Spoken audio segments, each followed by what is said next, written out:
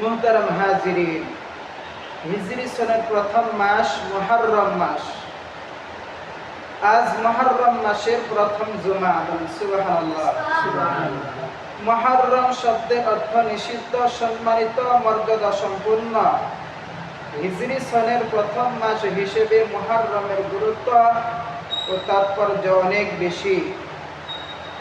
রাসূলুল্লাহ সাল্লাল্লাহু আলাইহি ওয়াসাল্লাম এর মক্কা থেকে মদিনায় হিজরত করে চলে যাওয়ার তাৎপর্যপূর্ণ ঘটনাকে স্মরণীয় করে রাখার নিমিত্তেই পরবর্তীতে হিজরি সনের পরিবর্তন করা হয়। রাসূলুল্লাহ সাল্লাল্লাহু আলাইহি ওয়াসাল্লাম এর মক্কা থেকে মদিনায় হিজরত ইসলামের ইতিহাসে এক যুগান্তকারী ঘটনা। মক্কার কাফির মুশরিক ও পোক্ত লীগদের সীমাহীন নির্যাতন ও নিপীড়নে অতিষ্ঠ হয়ে তিনি আল্লাহর নির্দেশে মক্কা থেকে মদিনা হিজরত করেন। তাই হিজরত ইসলামের ইতিহাস ও মহানবী সাল্লাল্লাহু আলাইহি ওয়াসাল্লাম এর জীবনধারার গতি পাল্টে দেয়।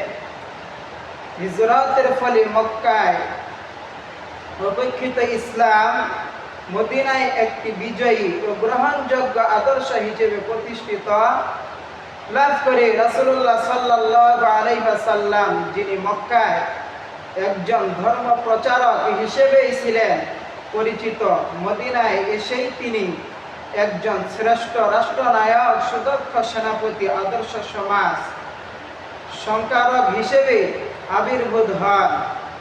যে মুসলমানগণ মক্কায় ছিলেন নির্যাতিত, নিগৃহীত সংখ্যালঘু সম্প্রদায়, মদিনায় এসে তারাই মর্যাদা সম্পন্ন ও সংখ্যা গরিষ্ঠ সম্প্রদায় হিসেবে প্রতিষ্ঠিত হন। সুবহানাল্লাহ।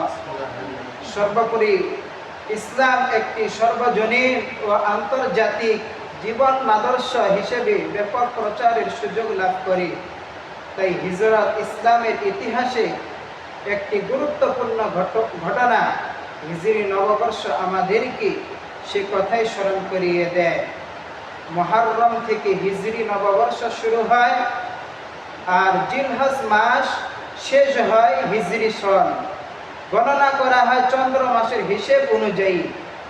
এর সাথে আমাদের ধর্মীয় অনেক বিষয় জড়িত, অনেক আমল শুদ্ধ হওয়া না হওয়া এর সঙ্গে সম্পৃক্ত, যেমন রোজা, হজ, যাকাত, ঈদ, কুরবানি ইত্যাদি।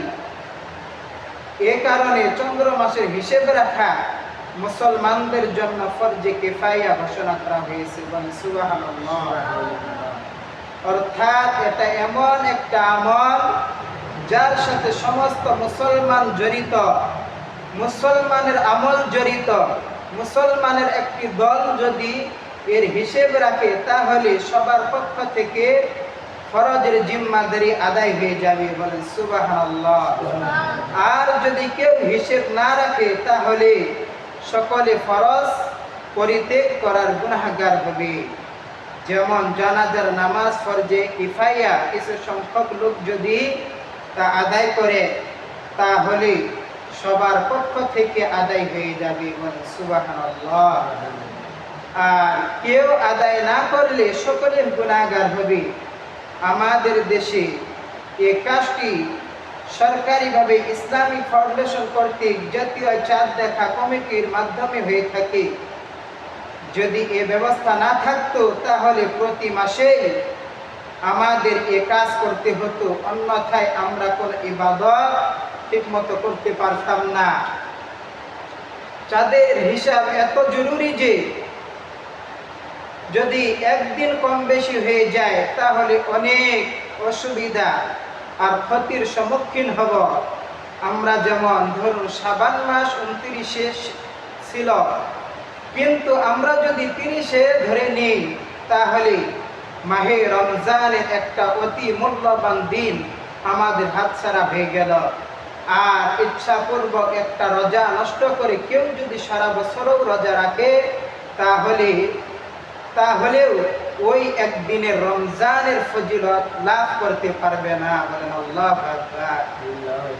ঠিক তেমনিভাবে ইয়াউমে আরাফা বা জিলহজ মাসের নবম তারিখ যদি কেউ ৮ তারিখে উকুফে আরাফা করে তাহলে তার হজ হবে না।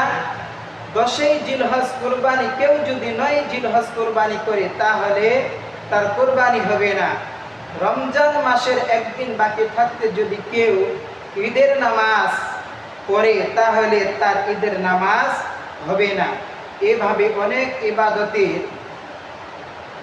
ইবাদতেই আমাদের বিঘ্নতা ঘটবে যদি আমরা চন্দ্র মাসের হিসাব না রাখি। তাই শরীয়ত চন্দ্র মাসের হিসেব রাখাকে ফরজে কিফায়া হিসাবে ঘোষণা করেছে। অত্যন্ত দুঃখজনক হলেও সত্য যে আমরা মুসলমান, আমাদের মাঝে অনেক জ্ঞানী গুণীরাও আরবি বর্ষ নববর্ষ সম্পর্কে কোনো খবরই রাখেন না। পক্ষান্তরে জ্ঞানী গুণী শিক্ষিত সমাজে প্রায় সর্বস্তরের মানুষই ইংরেজি নববর্ষকে বরণ করে নেওয়ার জন্য 31st নাইটের অপেক্ষায় রাত জেগে বসে থাকে। আর এ নববর্ষ উদযাপনে আমোদ প্রমোদের মাঝে কত যে অঘটন ঘটে তার কোনো ঠিক ঠিকানা নেই। ঠিক তেমনিভাবে বাংলা নববর্ষ পহেলা বৈশাখ ভোরবেলা রমনা পার্কে গিয়ে এক শানকি পান্তা ভাত আর এক টুকরো ইলিশ ভাজা খেতে পারলে আমরা যে কোন স্বর্গে চলে যাই তাও আমরা জানি না। অথচ এসবের সঙ্গে না আছে ইসলামের কোনো সম্পর্ক, না আছে আমাদের ঈমান, না আছে আমাদের কোনো সম্পর্ক, না আছে ইহকালীন কোনো কল্যাণ, না আছে পরকালীন মুক্তির কোনো ব্যবস্থা। বিজয়ী সভ্যতা সম্প্রীতির সমাবেশে আমরা ভেসে যাচ্ছি দিন ধর্ম থেকে অনেক দূরে, বহু দূরে। অথচ আমাদের উচিত এসব থেকে দূরে থাকা, ঠিক কিনা?